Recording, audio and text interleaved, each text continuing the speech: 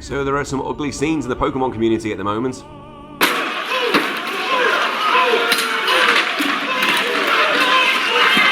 Okay, it isn't that bad, but people are pretty angry. Let's get the intro out of the way and then let's get into it.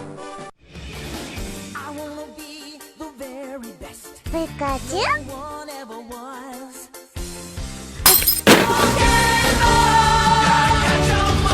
Gotta catch 'em all. Pokémon!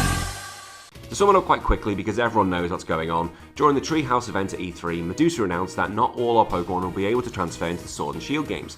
In fact, only those Pokemon will appear in the Pokedex will be allowed to transfer from the soon-to-be-released Pokemon Home into Sword and Shield. Then, as we saw, it didn't really go down well with the Pokemon community. It led to their YouTube's videos taking a hit, petitions being created, and the Bring Back National Dex hashtag trending on Twitter for quite a while. To get my view from the start, I am disappointed that this has happened, but I can understand why at the same time. I am going to go into my thoughts a little bit more, but if you thought I'd be demanding a holy crusade against Game Freak, then this is not the video for you. I tried to get a lot of people's opinions on this and read a lot on Twitter, and there are 3 videos I suggest people watch, and I will link all 3 in the description.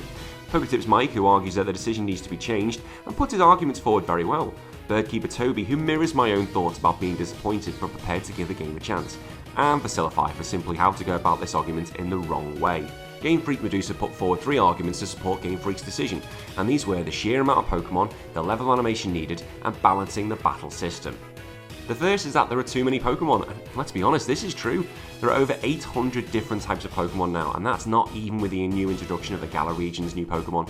For the sake of argument, I'm going to say we will reach 900 for this game, and at some point we're going to have 1,000 Pokemon, which is incredible considering where we all started from. However, as Birdkeeper Toby points out, that with so many Pokemon, it could mean that new players could find it very overwhelming. Now, I've been there since the beginning, so it doesn't really bother me that much, but a new player who doesn't have the history behind them could feel that it's a daunting task and one that's not really for them. Now, as viewers of this channel know, I have a 2-month-old, and I imagine when she starts playing Pokemon, there could be nearly 1,500 at that point, but at least she's going to have her old man beside her to help her in it. Now, the second argument was the sheer level of animation needed.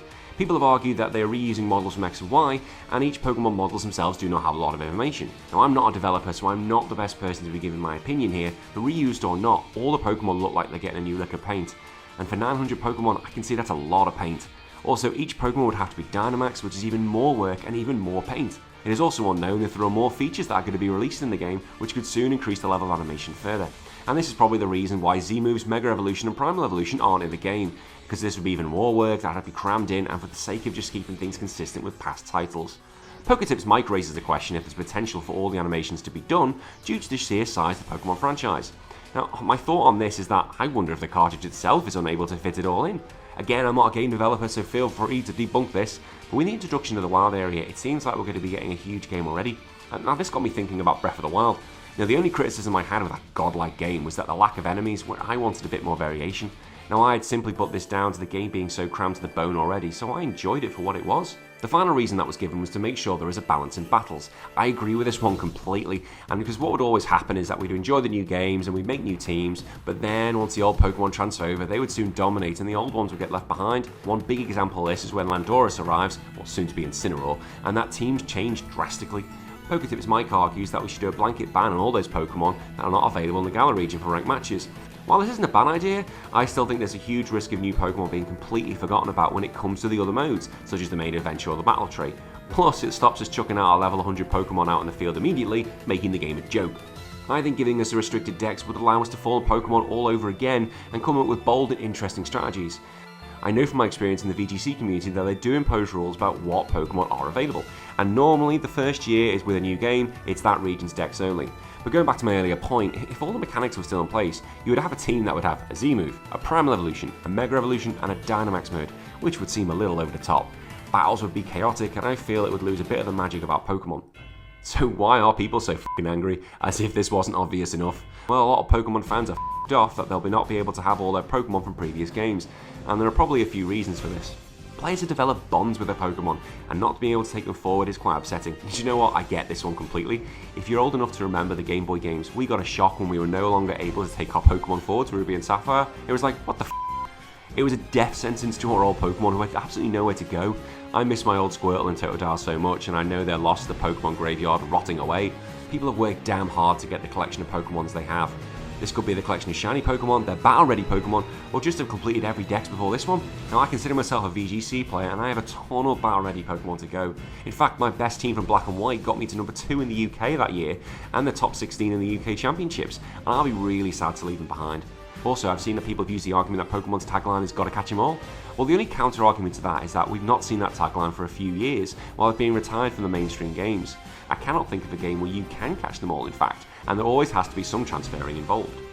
I think the main reason is that people might not be able to journey with the Pokemon they want to. Everyone has favourites, I get that, and I am very lucky that Raichu made the cut, but is Totodile going to make it? I doubt he is. I don't know when we're going to see that thing again. I imagine the feeling is when you get a new fighting game like Street Fighter or Mortal Kombat and then your favourite character is just not included. There have been many who feels that they're being cheated and Game Freak are just being lazy. I honestly don't think that's the case, because, look at it, it looks like there's a lot of work been done already. Now, everyone loved the first 2 trailers, and the word lazy was never being used at that point. So what do fans want? Well, this is pretty much quite easy. They want Game Freak to change their mind and add the rest in. This can be done by allowing all the Pokemon to be transferable on release, or if they release a patch later down the line. Again, I'm not a developer, so I don't know if this can be done, but I don't think this is going to happen. Is Game Freak, if they're going to make this sort of announcement, they must have known there was going to be some sort of backlash. Also, with them stating that this is how they're going to be managing Pokemon games going forward, I really believe, sadly, this is going to be the case. I am now really confused about the role that Pokemon Home is going to hold in the Pokemon world. I'd hate to transfer my Pokemon from Ultra Moon into Pokemon Home, and then they're just stuck there with nowhere to go. If a Pokemon can't be transferred until they appear in a certain region's dex, are they going to be stuck there for years? If this is the case, it's going to be a massive bummer. But I, like so many others, do think a Diamond and Pearl remake is on the way, and I think it will be the next one on the list. Come on, it has to be, really, doesn't it?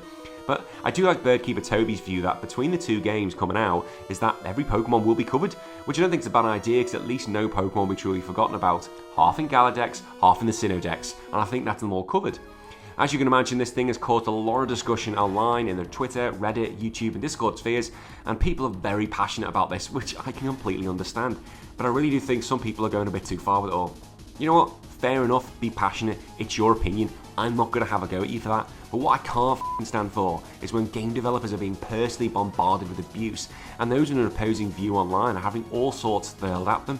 Now, do you know what? It's okay to have a different opinion, and talking about that's fine, but abusing someone for their view is a really thing to do. This is the reason I have linked in the Vasilify video. He has his opinions, and fair enough, he's entitled to have them, but to go on the attack and call people entitled brats and stupid is the wrong way to go. This doesn't help one bit and only helps create division rather than discussions. Using Mike from Pokedex, for example, he was happy for me to reference him in this video, and thank you again, Mike, for getting back to me.